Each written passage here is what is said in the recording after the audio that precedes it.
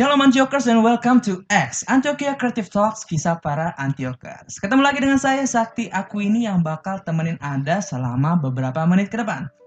Dan untuk episode kali ini Antiokers ya agak berbeda nih. Karena pada kesempatan kali ini kita akan mendengarkan kesaksian yang luar biasa dan berhubungan juga nih dengan COVID-19. Mungkin sebelum Antiokers mendengar podcast ini ya, Antiokers sudah sempat lihat kesaksian yang diberikan oleh teman kita juga, pelayan di Antioquia juga yang biasa main drum, yakni Saudara Yosanta Ginting. Dia kesaksian bagaimana Tuhan begitu luar biasa memulihkan dan juga menyertai keluarganya dari COVID-19. Kesaksian masih ada di Instagram Yosanta Ginting, dan juga nanti kalau misalnya mau lihat di YouTube-nya juga ada, nanti akan share juga linknya di bawah ini. Dan kali ini saya sudah terhubung dengan, saya sapa dulu kali ya, dengan Saudara Yosanta Ginting. Apa kabar, Bro? Sehat, puji Tuhan. Haleluya. Haleluya. Di mana sekarang posisi? Posisi di Bekasi, Pak. Oh, Bekasi. Baik, puji Tuhan. Sehat ya, aman ya? Aman, gara. Aman. Ya, dan seperti judul dari tanggal ini, saya tidak hanya bersama dengan Yosanta nih, Antiokers. Saya sudah bersama juga dengan kedua orang tua dari Bro Yosanta, yaitu Bapak dan Ibu Ginting. Shalom, selamat pagi Bapak dan Ibu Ginting, apa kabar? Salam, selamat pagi. Kami baik. Baik. Riau. Di Riau, Bapak Ginting ya. Dan Ibu Ginting, apa kabar? Pagi, kabar kami luar biasa. Luar biasa. Sehat-sehat ya Bapak dan Ibu Ginting ya. Puji Tuhan. Mungkin ini ya, pertama Bro Yos mungkin bisa perkenalin diri dulu dari Bro Yosanta. Mungkin siapa tahu ada Antiokers juga yang belum kenal.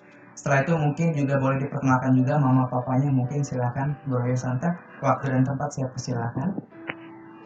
Halo, selamat pagi. Nama saya Yosanta Ginting, biasa dipanggil Yos. Saya melayani di Antioquia mulai dari 2011.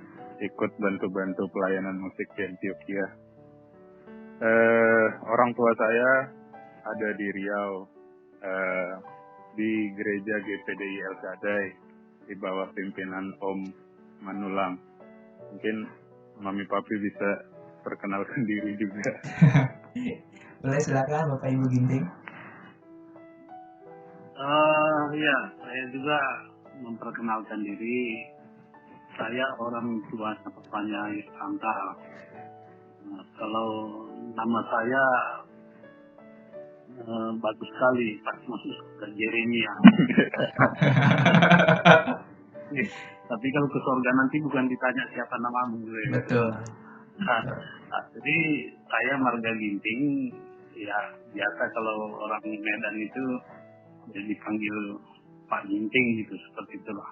Jadi kami ada di Riau, tepatnya di Pangkalan Kerinci, sekitar dari Kota Pekanbaru.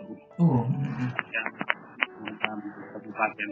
Jadi seperti dibilang York tadi, kami bergereja di GPD El Shaddai di Pangkalan Kerinci. Ya, ikut bantu pelayanan juga. Ya, itulah perkenalan awal. Mungkin Puji Tuhan. Saya perkenalkan diri, saya lebih sering dipanggil karena kebetulan saya suka anak-anak, jadi sudah terlalu lama jadi pelayan di sekolah minggu. Saya Tante Iren. Tante Iren. Itu saja perkenalan saya. Maaf. Siap, tidak apa-apa Ibu Ginting. Oke, Bapak dan Ibu Ginting, sebelumnya saya mengucapkan terima kasih banyak sekali untuk Bapak Ibu Ginting dan juga Yosanta juga yang sudah bersedia. It's a privilege boleh membagikan kesaksiannya buat Antiokers. Terima kasih sekali lagi untuk waktunya. Dan mungkin ini ya Bapak Ibu Ginting, sebelum saya ingin menanyakan beberapa pertanyaan juga nih ya, yang mungkin juga menjadi pertanyaan dari Antiokers. Mungkin Bapak dan Ibu Ginting boleh menceritakan dulu ya, awal terpapar COVID-nya itu seperti apa ya Bapak Ibu Ginting? Apa yang Bapak Ibu rasakan yang menjadi tanda dan gejala dari COVID-19 ini? Mungkin bisa dari Bapak Ginting dulu, saya persilakan. Ya, baik. Kalau ditanya apa yang dirasakan masalah COVID-19 ini, ya sebetulnya sih nggak ada pernah berpikir bahwa COVID ini akan menimpa. Jadi awalnya sih itu kejadiannya sekitar tanggal 13 Maret. Ya, jadi waktu itu ya masih, apalagi baru di Jakarta lah yang waktu itu nggak apa gitu. Tapi kalau di Riau ini masih baru sekali gitu. Mungkin waktu itu sekolah pun kalau di Riau ini belum tutup gitu. Ya, jadi awalnya sih ya demam biasa saja. Jadi pikiran pun tidak ada bahwa ini akan ada COVID itu, nggak pikir pun gitu. Jadi pertama ya istri, baru saya juga ikut demam batuk seperti itu. Jadi ya itu aja sih. Jadi tidak pernah terpikir bahwa ini akan ada COVID waktu itu seperti itu. Jadi kita bawa ya pakai doakan dan kita minum obat juga gitu yang dari warung itu, tapi nggak sembuh. Akhirnya ya dibawalah, ada rumah sakit di kabupaten ini, ya kami berobat di situ gitu, jadi dirawat di situ. Pertama yang sakit itu Pak Ginting. Pertama demam biasa. Demam biasa ya saya kasih seperti biasa, di rumah selalu ada stok obat untuk kita, untuk keluarga, saya kasih. Enggak berapa lama, kira selang 4 jam, saya ikut demam. Ya. Tapi besoknya sembuh kami berdua. Jadi besoknya ya kembali lagi, gantian lagi kami sakit. Jadi waktu itu pas hari Minggu, malam Minggu saya sudah nggak bisa tidur nyenyak. Kalau itu cerita kita ini kan, saya tidak bisa tidur nyenyak dan boleh dibilang saya jadi meriang. Pagi-pagi sekitar jam 6, anak kami yang namanya Iren persiapan untuk pelayanan hari Minggu. Dia sendiri bergereja karena dia melayani pagi. Kami berdua, suami istri, kebetulan ada rumah sakit di Pangkalan Kerinci. Kami pergi berobat ke situ, minta rawat inap karena saya sudah 1 malam tidak tidur. Setelah rawat inap, 1 hari saya rawat inap, saya ketahuannya gejala tipes. Kami tidak tahu bahwa itu adalah penyakit yang lagi mewabah COVID sekarang. Akhirnya setelah 2 malam di rumah sakit swasta di Pangkalan Kerinci, itulah kita bilang kalau anak Tuhan itu selalu ada yang menopang. Dituntun Roh Tuhan, pelayan juga, satu pelayanan kami datang ke rumah sakit. Jadi Ibu Ginting, kalau tidak ada perubahan, mengapa bertahan di sini? Kami pindah ke rumah sakit provinsi yang di swasta, ke Pekanbaru. Di Pekanbaru, disitulah saya mulai dicek sana sini, karena kalau di Pangkalan Kerinci cuma ketahuan waktu dicek tipes. Di provinsi ketahuanlah saya, anak saya sudah ada di situ, Yosanta dengan kakaknya Jessica. Ketahuanlah saya ada gejala COVID. Kami sama sekali boleh dibilang buta untuk penyakit ini, tidak ada ya kepikiran gitu. Disitulah saya dicek, semua dicek, barulah ketahuan saya punya gejala COVID ini. Sementara suami saya masih dirawat di rumah sakit swasta yang ada di Pangkalan Kerinci. Karena ketahuan saya sudah punya gejala ke arah COVID tadi, suami saya pun dipanggil kembali ke provinsi. Itulah asal usulnya kami baru tahu. Saya pribadi kena gejala COVID tadi. Kalau gejalanya ya seperti biasa, batuk juga, demam yang naik turun. Itulah asal usulnya, baru kami ke COVID-19 tadi.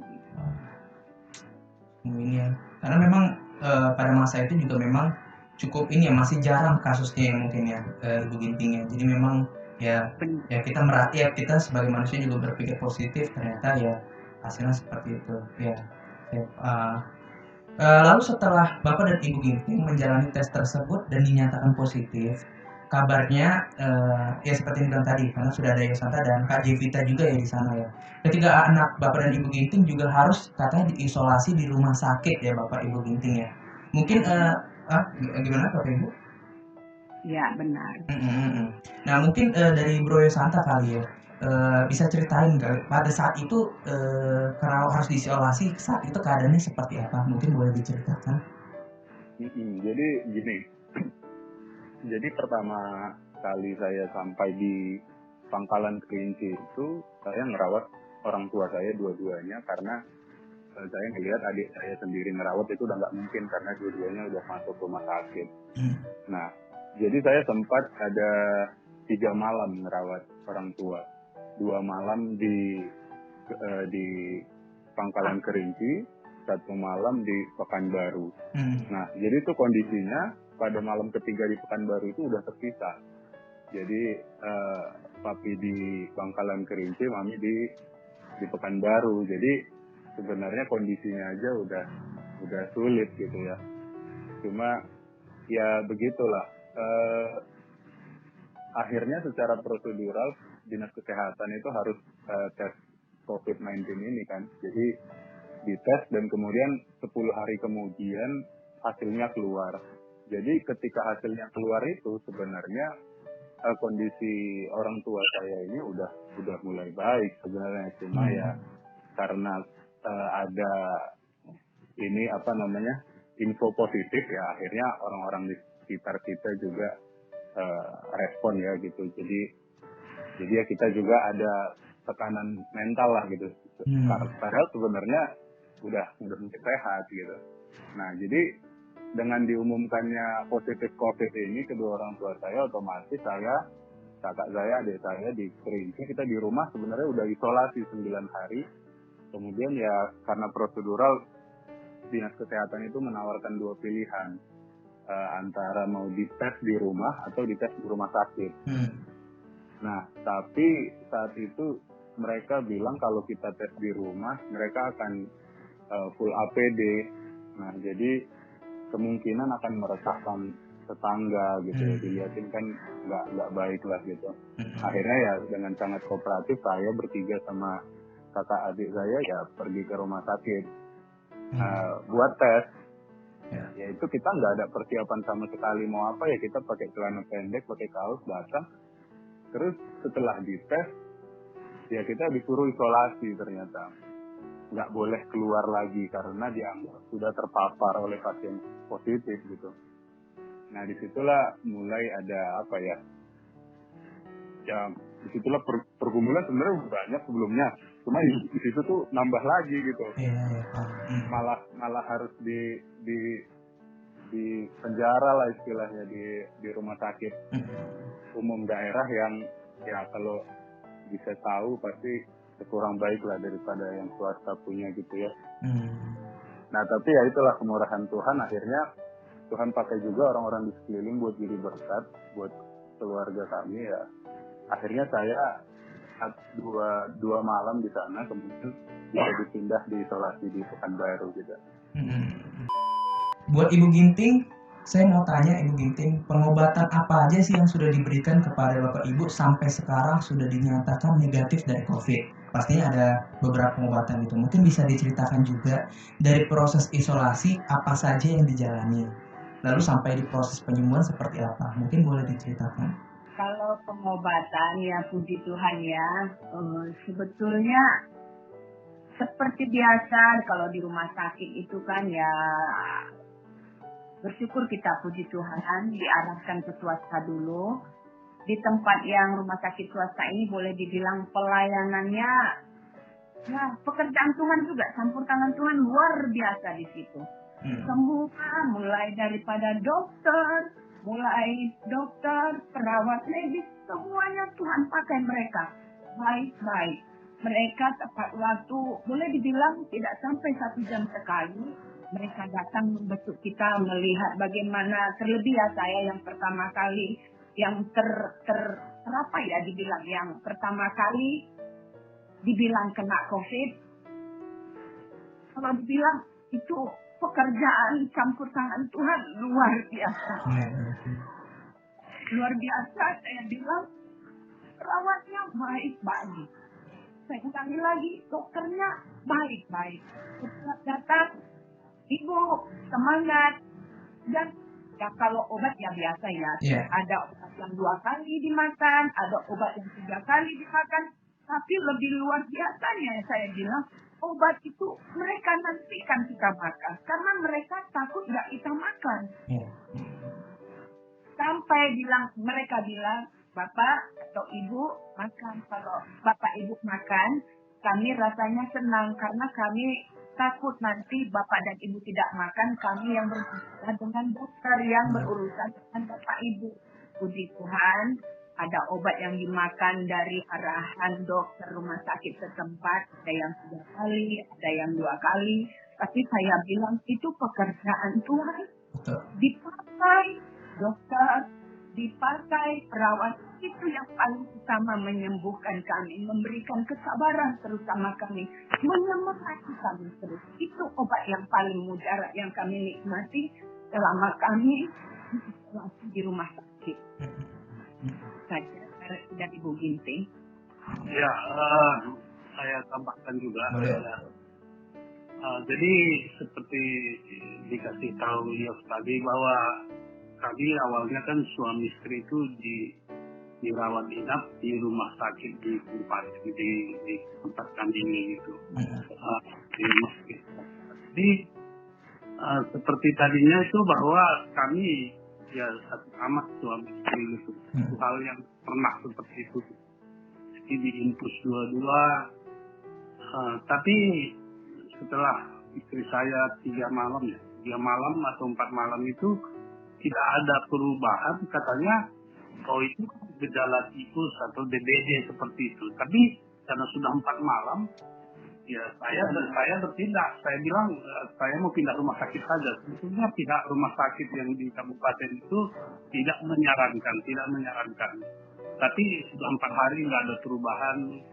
Ya akan gejala tifus saja, belum tahu penyakitnya apa, baru gejala seperti itu. Akhirnya saya sebagai suami mengambil keputusan, karena istri saya batuk-batuk terus, demam, dibawalah ke Pekanbaru sekitar 1,5 jam dari sini itu, depan inisiatif sendiri. Jadi nggak disediakan ambulan, naik mobil sendiri, si sendiri yang supir itu bawa maminya ke Pekanbaru gitu, karena rumah sakit bilang ya di sini pun sembuh seperti itu.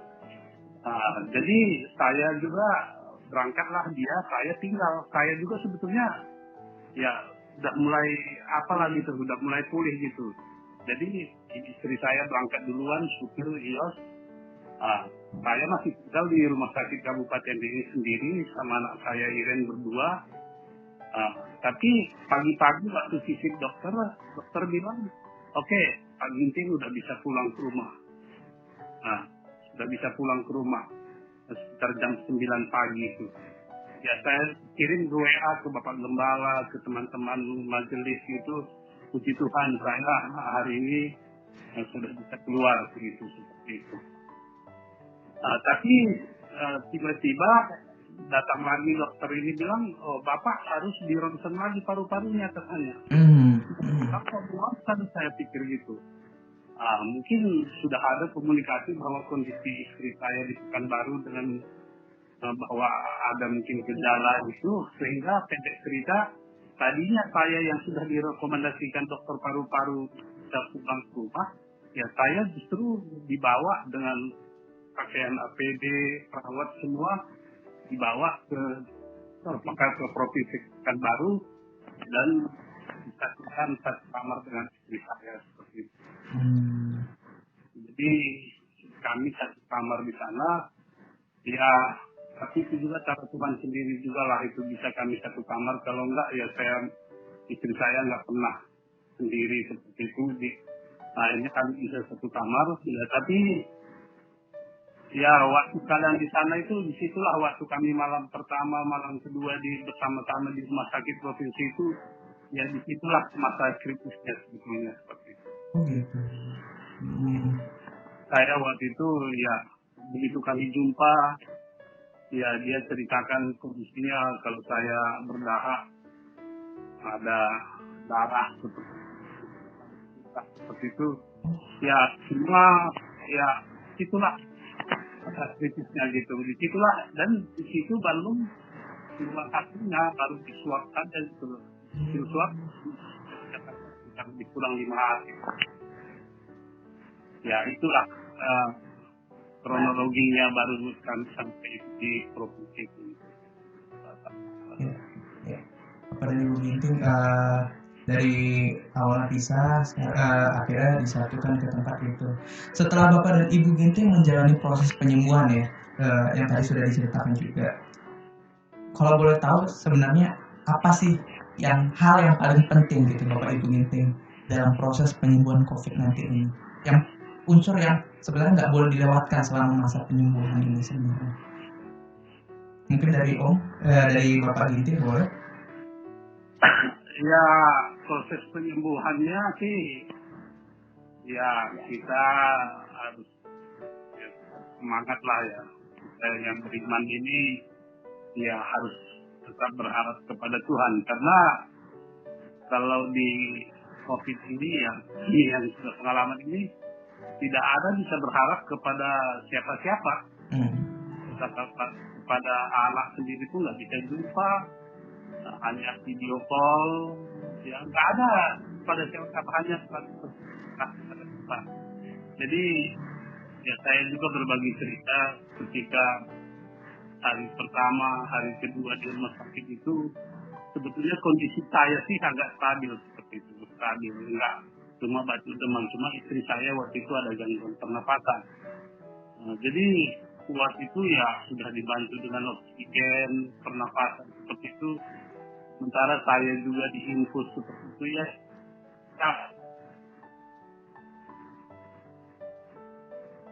Sama kami seperti itu. Sebetulnya waktu berangkat dari Kerinci pun saya nggak mau expose masalah ini gitu, karena ya kalau bisa jangan ada yang tahu seperti itu. Bapak Gembala pun bila perlu nggak usah tahu lah seperti itu. Dan saya berdoa sama Tuhan, tolonglah sembuhkanlah kami. Saya nggak mau bahwa penyakit yang dikhawatirkan sekarang ini menimpa kami seperti itu.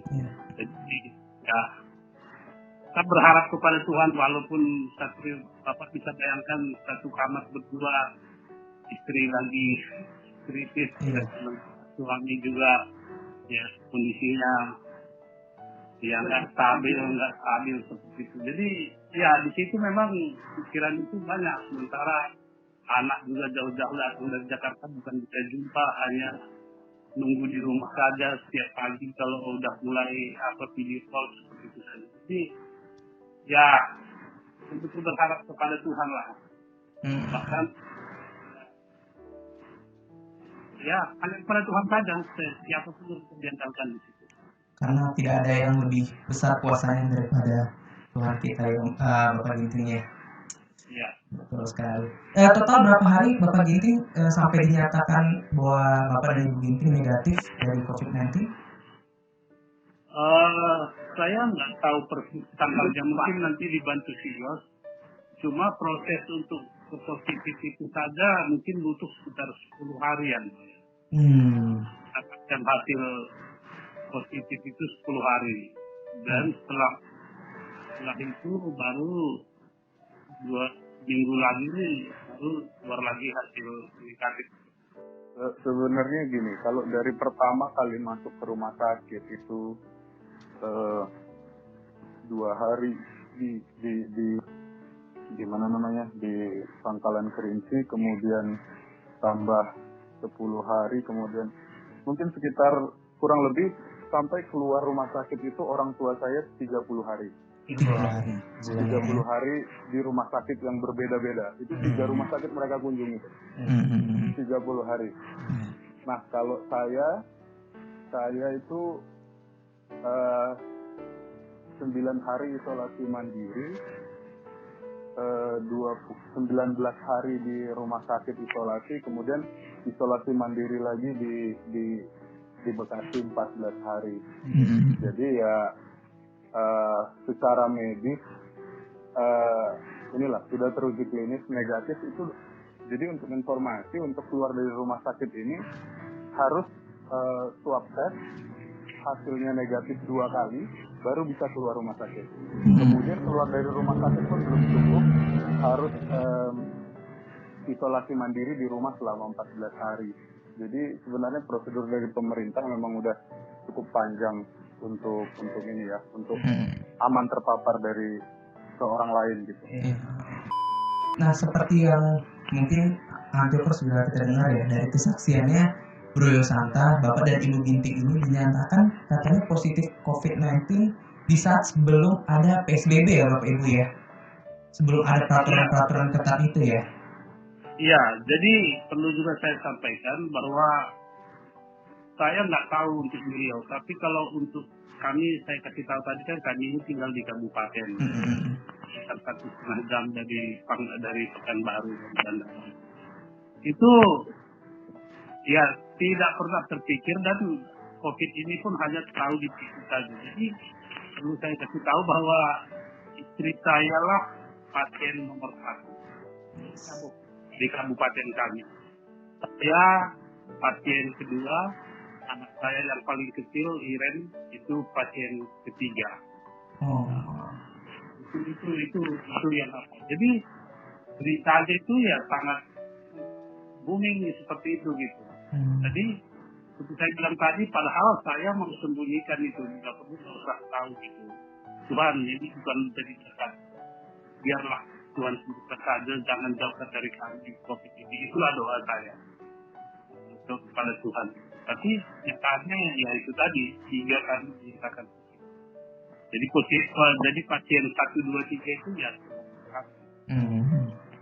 Dari Klecium ya. Dari Ibu Ginting saya mau tanya, melanjutkan apa yang dikatakan oleh Bapak Ginting tadi. Setelah kita tahu tadi, setelah terpapar oleh COVID-19 ini, saya boleh tahu nggak sih pergumulan Ibu Ginting dan Bapak Ginting seperti apa? Apakah bingung atau bagaimana? Mungkin boleh diceritakan segimana besar pergumulan yang harus dihadapi pada saat itu. Mungkin dari Ibu Ginting boleh jawab terlebih dahulu, nanti kalau Bapak Ginting mau menambahkan silakan. Maaf ya, ini sepertinya bagi saya pribadi trauma. Ya. Trauma sekali untuk kesaksian ini. Tapi ya, karena kebesaran nama Tuhan, saya mau bersaksi. Ya puji Tuhan, Dia kasih pengertian bagi saya, makanya saya mau menyaksikannya kan. Waktu ketahuan kami mengalami, saya pribadi dulu pertama ketahuan COVID ini, kalau dibilang bingung, pasti bingung. Kalau dibilang khawatir, pasti khawatir. Tapi di dalam hati saya, waktu saya masih, boleh dibilang saya setelah saya krisis lagi juga. Krisisnya saya tidak bisa bangkit duduk. Saya tak bilang begini, Tuhan tolong, Tuhan tolong. Tak ada yang bisa membantu kami. Tuhan tolong. Tidak ada kalimat yang lain bicara Tuhan tolong, Tuhan tolong. Itu aja yang di dalam hati saya. Dan terakhir doa saya bolak-balik saya bilang, Tuhan tolong, Tuhan tolong, jangan ambil rohmu daripada. Itulah di doa saya saat itu. Puji Tuhan, saya bersyukur kami memang hari-hari kami di pelayanan. Bukan berarti kami ini kurang pekerjaan, tapi yang memang kami suka di pelayanan. Jadi di dalam saat susah, pribadi saya tidak bilang sama suami saya, Pi tolong saya, Bang tolong saya, tolong saya. Tapi yang ada di mulut saya, Tuhan tolong, Tuhan tolong. Jangan ambil rohmu daripadaku. Cuma itu doa saya. Puji Tuhan, malam kedua berlalu, kami semakin dipulihkan suami istri. Dan terus doa saya, Tuhan tolong. Karena tidak ada kalimat yang ada di pikiran saya, doa-doa yang lain selain bicara, Tuhan tolong, jangan ambil rohmu dariku. Cuma itu. Luar biasa, terima kasih Tante, itu sangat luar biasa. Itu menguatkan saya juga pasti dan Antiochus di sini. Karena ya kami mungkin tidak paham apa yang Bapak dan Ibu rasakan, tapi kami percaya pertolongan Tuhan sangat luar biasa dalam kehidupan Bapak Ibu Ginting. Saya boleh tanya ke Bro Yosanta juga, mungkin ada yang ditambahkan nggak sih dari pertemuan ini, dari sisi Yosanta dan juga Kakak Jevita, juga mungkin Iren waktu itu seperti apa? Iya, kalau bisa saya ceritakan, beberapa bulan kemarin, kurang lebih 2 bulan, saya juga udah bilang sama Mami Papi kalau ya mungkin hidup saya paling gelap ya 2 bulan kemarin, seumur hidup saya. Itu seperti apa ya? Orang tua saya sadar orang tua saya lagi kritis, tapi saya nggak bisa apa-apa gitu. Yang bisa saya lakukan cuma berdoa, minta tolong sama Tuhan, percaya gitu. Nah, yang paling berat mungkin saya rasakan itu bukan selama di ruang isolasi, tapi selama 9 hari pertama di rumah, mengetahui orang tua sedang kritis di rumah sakit, mengetahui Tuhan bisa ambil kapan aja. Ya, saya, kakak saya, adik saya, di rumah itu nggak ada kerjaan kita yang lain selain berdoa, puji-pujian, kita kirim juga di grup keluarga supaya menguatkan Mami Papi. Tapi ya saya melihat juga yang Mami Papi rasakan mungkin ada tekanan mental juga ya, ketika kita kirim video dari grup tapi slow respon gitu. Mungkin karena sudah terlalu banyak orang yang bertanya gitu, mungkin ada tekanan juga buat Mami Papi. Jadi ya kami pun di rumah nggak bisa real time mengetahui keadaan Mami Papi ya. Kami dikabarin ketika mereka lagi pengen ngabarin aja gitu. Paling sehari sekali gitu. Nggak bisa setiap saat. Padahal yang mereka di rumah sakit kan cuma tiduran gitu, bukan beraktivitas gimana. Tapi ya mungkin itu tekanan yang paling berat ya. Dan ya selama saya di rumah juga penuh pergumulan, berdoa. Tapi apa ya, di dalam hati itu berdoa minta tolong sama Tuhan, tapi tetap kayak khawatir nih gimana ya, selamat nggak ya, sehat nggak ya gitu. Karena saat itu kan COVID ini lagi di media, orang lagi rame gitu. Dan saat itu angka kematian itu lebih tinggi di Indonesia. Nah, jadi saya berdoa tapi di lain sisi saya khawatir gitu. Tapi dalam doa saya itu saya ingat saat firman Tuhan Yesus berjalan di atas air. Ketika Petrus bilang, Tuhan aku mau juga berjalan di atas air. Terus Petrus bimbang, Tuhan bilang, hai orang yang kurang percaya, mengapa engkau bimbang? Petrus langkahnya di situ khawatir, dia mulai tenggelam, tapi Yesus pegang tangannya. Ya menurut saya itu yang saya rasakan. Saya berdoa minta kuasa Tuhan, tapi saya bimbang gitu. Tapi ya puji Tuhan, saya percaya karena Roh Kudus juga kuatkan saya. Ya setiap saya berdoa saya dapat hikmat dari Tuhan, pengetahuan yang baru tentang firman Tuhan. Ya hati saya boleh semakin kuat. Ibaratnya kalau orang minta tolong lagi tenggelam itu, bahkan megang tangan orang yang nolong itu saya pun nggak sanggup lagi gitu. Biar orang yang nolong itu aja yang pegang tangan saya udah nggak bisa apalagi bener. Tapi ya itulah, saya juga bilang berkali-kali, hidup saya ini bisa itu ada cuma karena anugerah Tuhan, nggak ada yang lain. Nggak ada satupun karena kekuatan, karena bantuan siapa gitu. Ya cuma karena Tuhan mau tolong saya aja. Ya menurut saya itu sih yang paling berat, itu 9 hari di rumah pertama itu, di mana masa-masa orang tua saya kritis. Kemudian lewat masa kritisnya malah dinyatakan positif, ada lagi tekanan baru. Kemudian dinyatakan positif, kami pun bertiga harus diisolasi, ada lagi tekanan baru. Bahkan kami diisolasi di rumah sakit yang berbeda, ada lagi tekanan baru. Kemudian beberapa hari kemudian adik saya pun dinyatakan positif, ada lagi tekanan baru. Kayak, Tuhan ini kok nggak selesai-selesai gitu. Tapi ya puji Tuhan, Tuhan selalu kuatkan. Dan saya ingat pas saya ngerawat mami satu malam di rumah sakit Pekanbaru, kemudian besoknya itu papi datang untuk diisolasi bareng. Turun dari ambulans itu papi cuma bilang, saya di situ nggak bisa apa-apa selain nangis. Karena saya tahu mami saya diisolasi, papi diisolasi, mau apa gitu, nggak bisa apa-apa. Tapi papi cuma bilang, Bang, jangan nangis, keluarga kita akan jadi saksi buat orang lewat penyakit ini. Dan itu benar-benar menguatkan saya saat itu. Ya, dan ya itu doa saya, Tuhan kalau Tuhan mau tolong, Tuhan sanggup kok tolong keluarga kami. Dan ya puji Tuhan bisa dilalui semua. Orang tua saya boleh sehat, adik saya boleh sehat, saya sama kakak saya pun sudah diuji medis negatif gitu. Ya puji Tuhan semua karena anugerah Tuhan kita bisa masih hidup. Ya, jadi saya tambahkan juga Bang Sakti. Ya, tadi Yos cerita tadi apa yang dia rasakan di luar rumah sakit, gitu kan? Jadi kalau saya kan mendampingi istri di rumah sakit.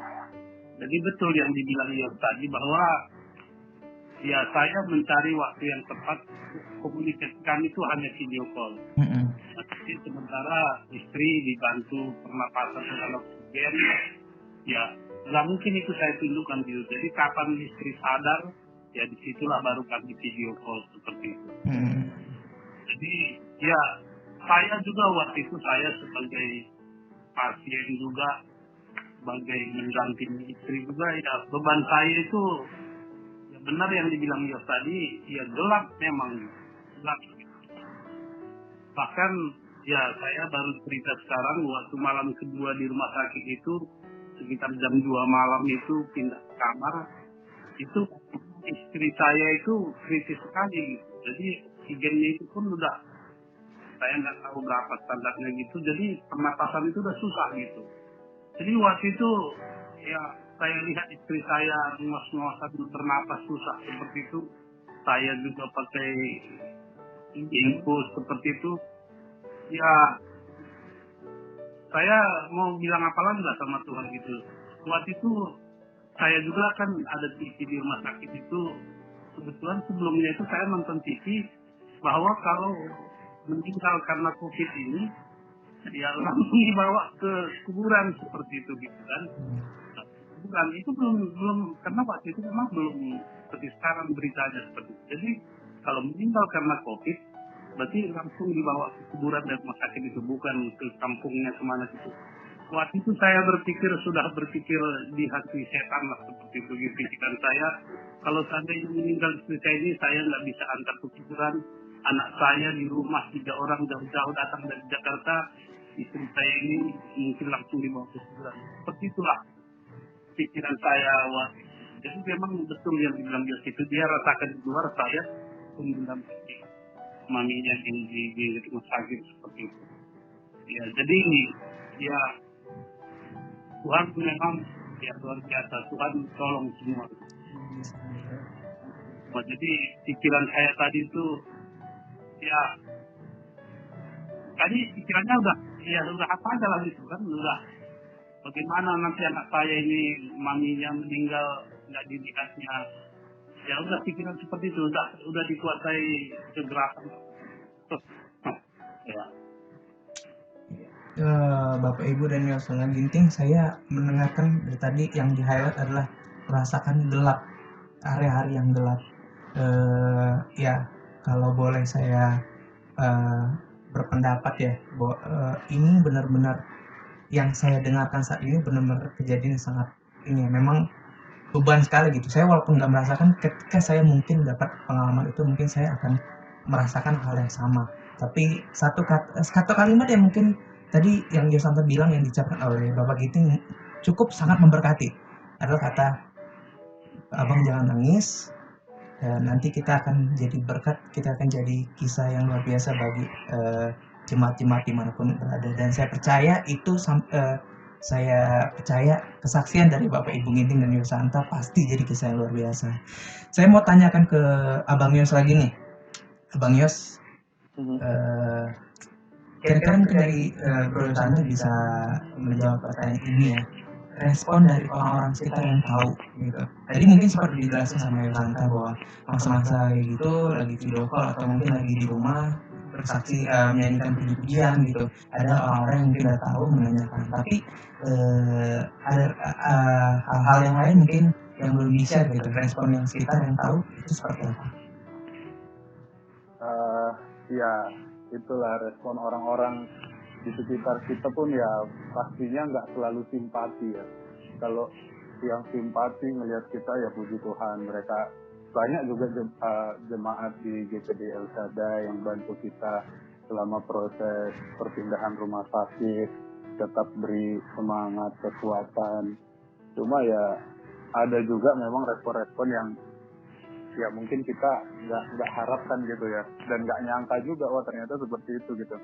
Tapi ya puji Tuhan, Tuhan kuatkan kita meskipun nggak semua orang itu seperti yang kita harapkan ya, tapi Tuhan tolong tetap beri sukacita.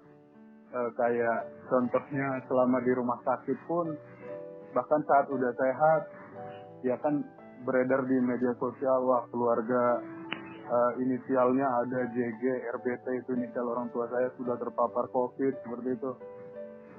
Ya jadinya rame di grup-grup SMA saya, bahkan di semua grup lah itu dikabarkan, bahkan di Tribun pun ada. Jadi apa ya, saya berpikir saat ini keluarga yang paling ditakuti di Pangkalan Kerinci itu ya keluarga Ginting gitu. Jadi ya memang disitulah, selain penyakit yang dialami fisik, tapi psikis juga saya rasa inilah sedang nggak baik-baik saja gitu ya. Jadi ya puji Tuhan, mungkin karena orang-orang di sekitar juga yang mendoakan kami, ya puji Tuhan, Tuhan tolong sampai selesai sih. Ya, saya tambahkan. Boleh, Bapak Ginting? Saya tambahkan, jadi yang dibilang tadi respon orang luar, saya pertama tadi saya katakan saya sudah berpikir meninggal aja seperti itu tadi, gelap tadi.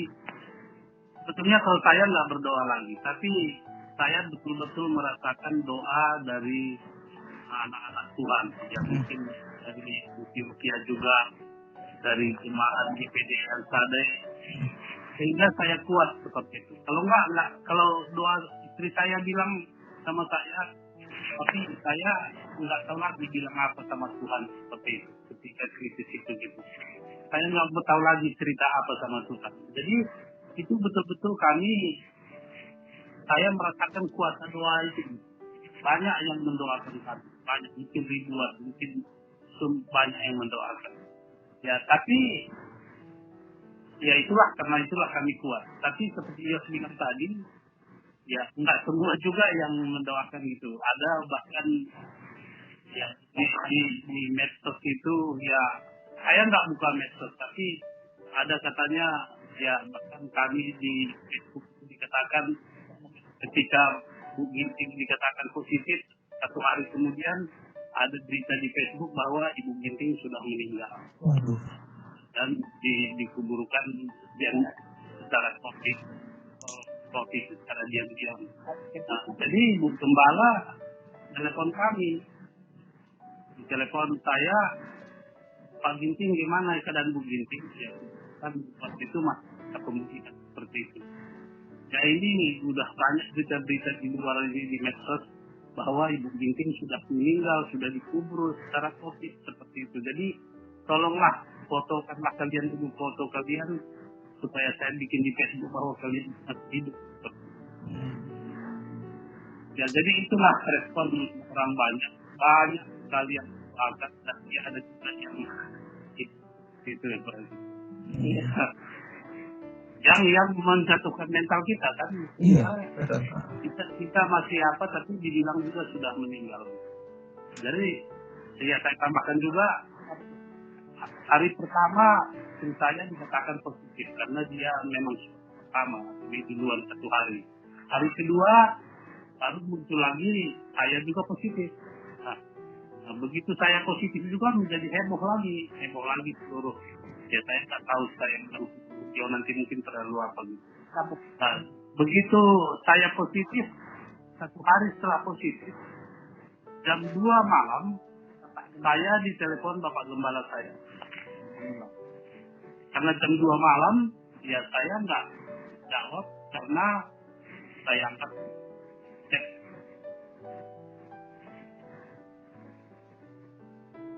Dan ditelepon lagi saya, mungkin katanya.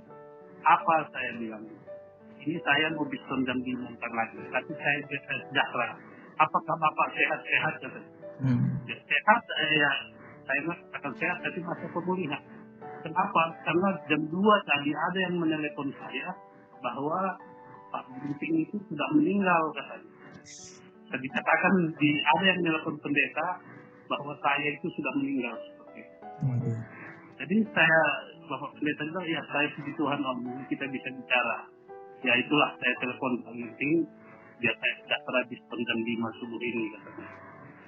Jadi itulah respon yang saya terima. Banyak sekali yang mendoakan, tapi juga berita-berita begitu. Iya. Dari Yosanta dan juga Bapak Ginting ya, dari yang tadi share. Saya pengen juga himbauan, mungkin kita bisa mengedukasi Antiokers juga bahwa benar tadi yang dikatakan itu hampir sering terjadi. Kita sebisa mungkin bijak menggunakan media sosial yang kita pakai. Itu juga penting.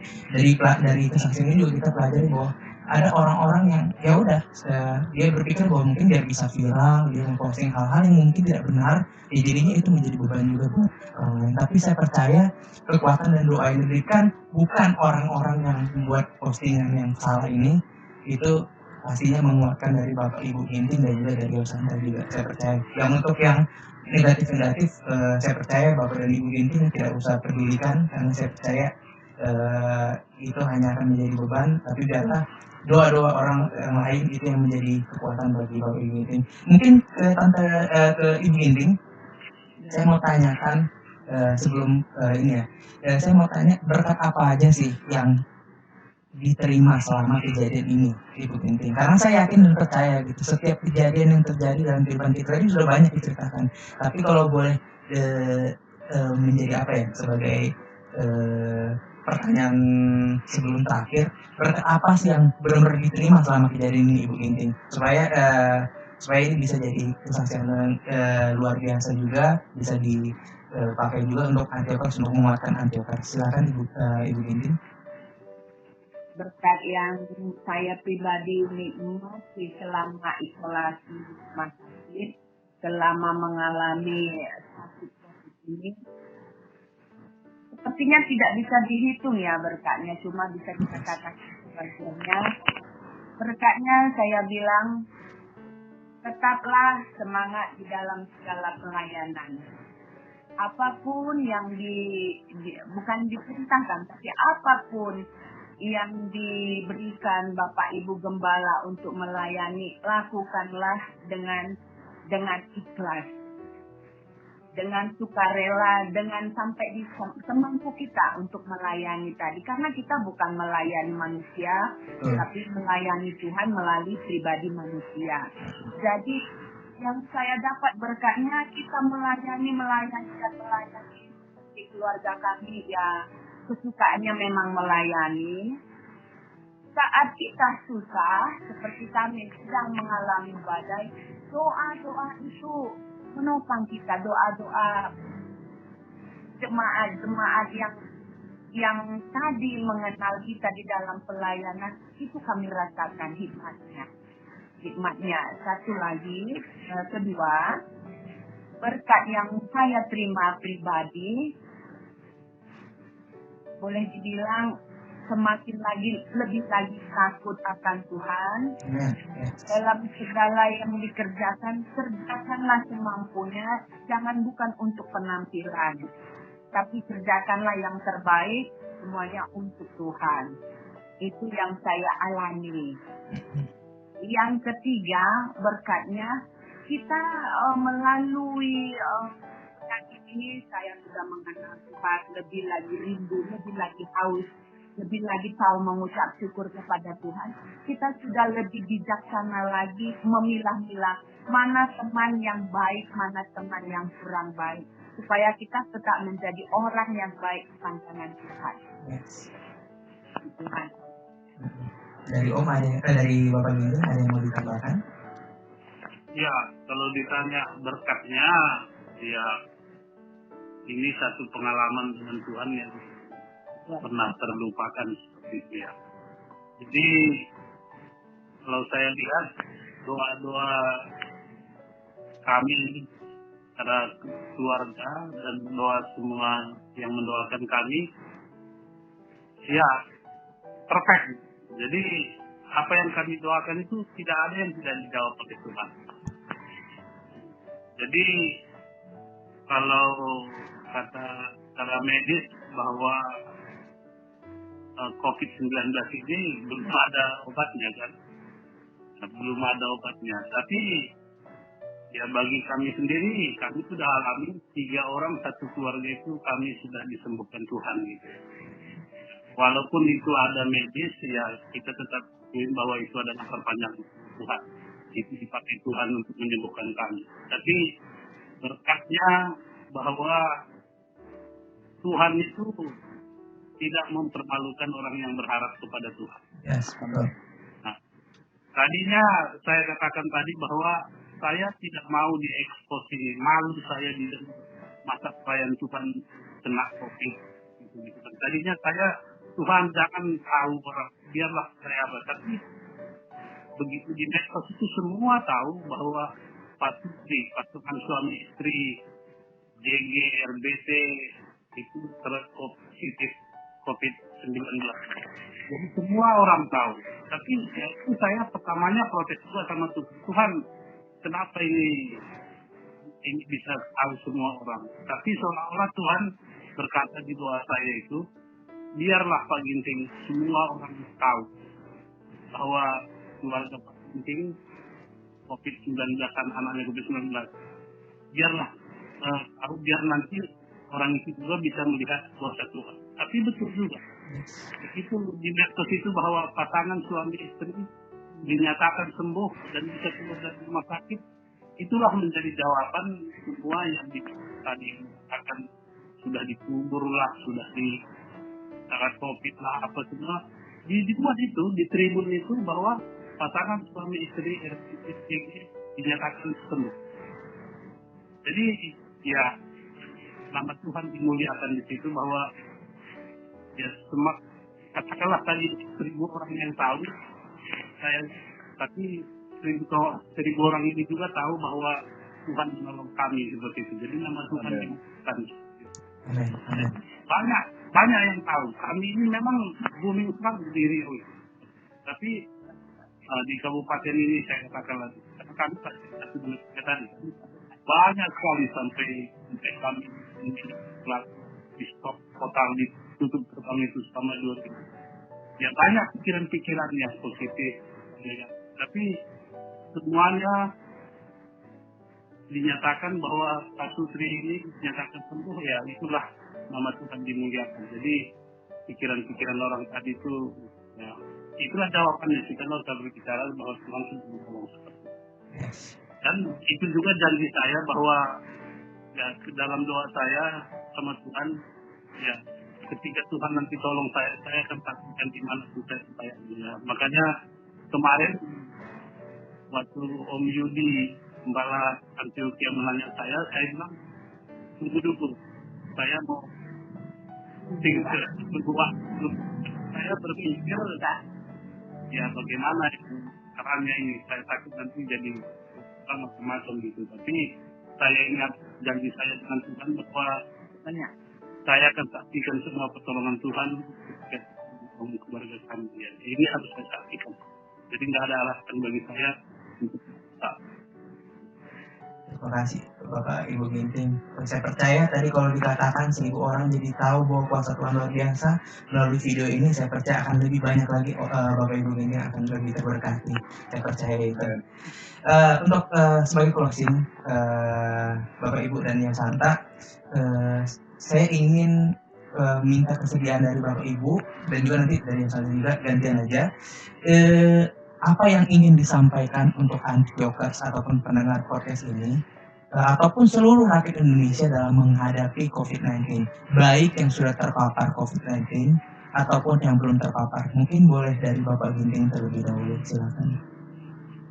Ya, kalau saran kami ya buat seluruh orang kita kami ucapkan terima kasih kan. Doa-doanya kami percaya bahwa kami berkat dari doa jemaat Antioquia. Karena saya bilang di grup pelayanan ya ini sudah ekspor ya. Jadi ya saran kami ya kita jagalah kesehatan kita ya, karena yang menjaga kesehatan kita itu ya kita sendiri gitu kan. Tapi kalau Tuhan izinkan kita menerima itu ya Tuhan sanggup menyembuhkan seperti itu ya, jadi Tuhan yang menyembuhkan, tapi kita juga tetap menjaga kesehatan kita dan ya tetap semangat ya. Kalau kami juga suami istri di kamar itu ya tetap baca firman Tuhan. Kalau selama di rumah sakit itu karena banyak waktu memang ya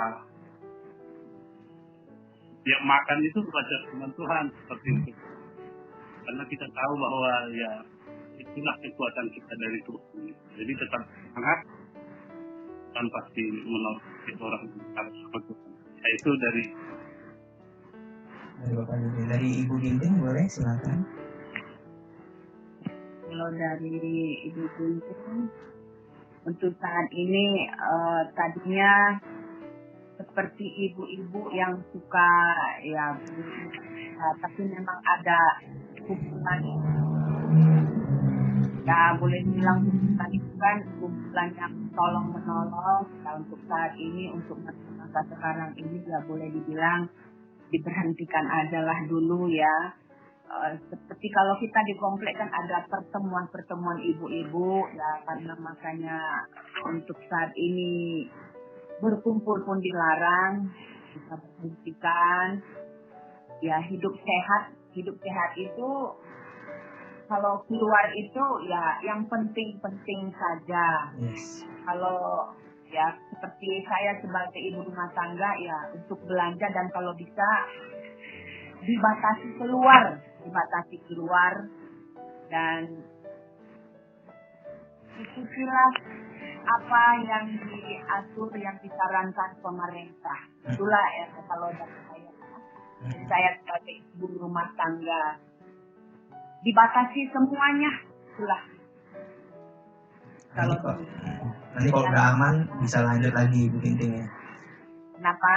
Nanti kalau sudah aman sudah boleh keluar lagi. Kalau kita ikutin aturan pemerintah, kalau dibilang sudah aman kita boleh keluar. Betul. Ya, tapi yang berkahnya besar untuk ibu ya disinilah saatnya untuk mengajari lebih lagi anak-anak, lebih dekat lagi bersama anak-anak.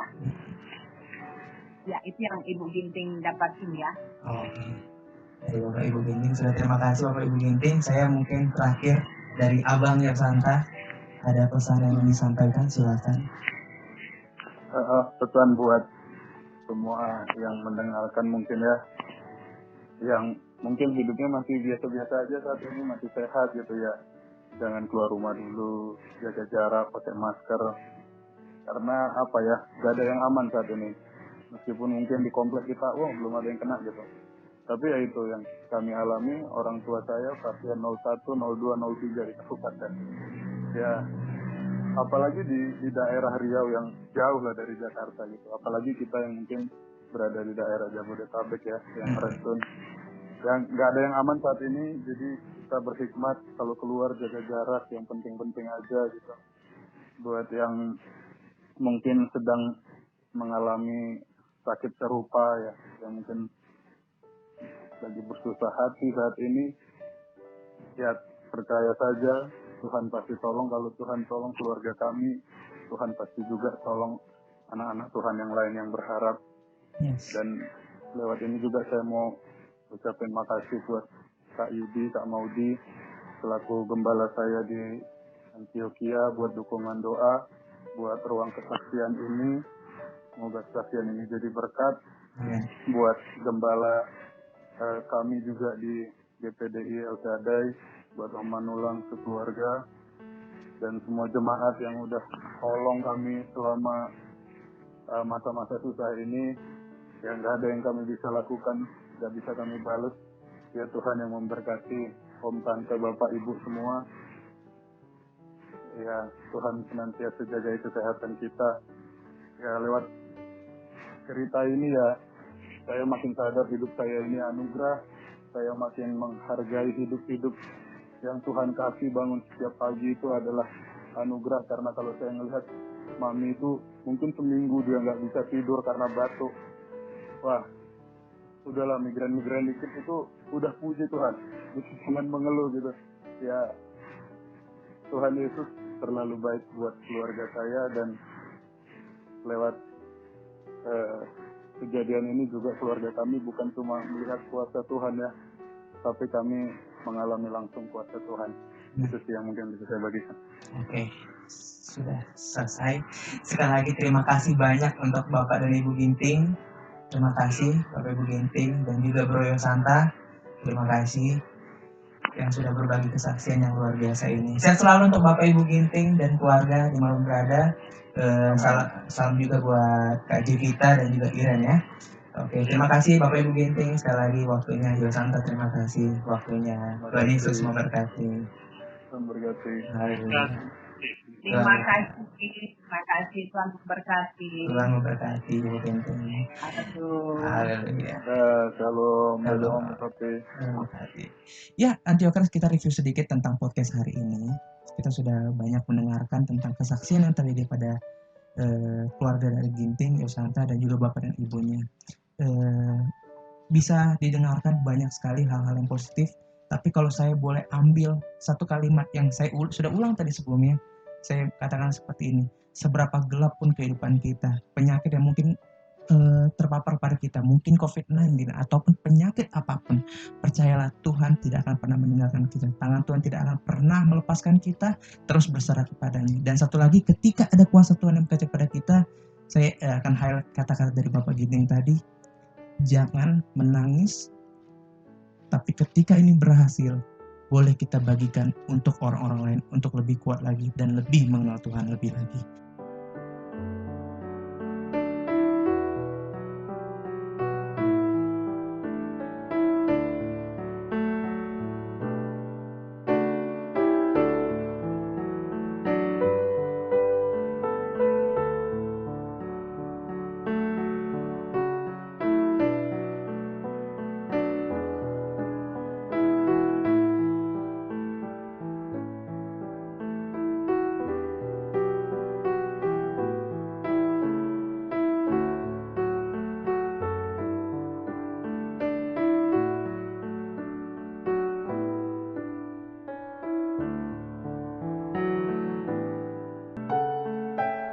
Thank you buat Antiokers yang udah dengerin podcast ini. Kalau ada masukan ataupun usul narasumber, boleh banget komen di bawah.